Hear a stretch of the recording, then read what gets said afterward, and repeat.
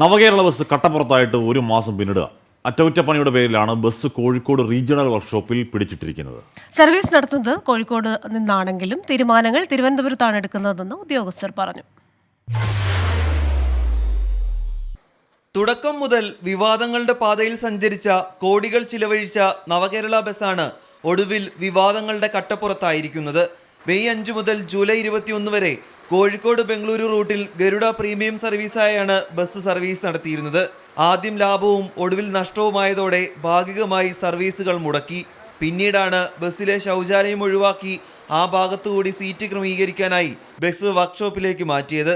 എന്നാൽ ഇതുവരെയും പ്രവർത്തികൾ തുടങ്ങിയിട്ടില്ല. ഉത്തരവോ തീരുമാനമോ KSRTC ആസ്ഥാനത്ത് നിന്നും ഇറങ്ങിയിട്ടുമില്ല.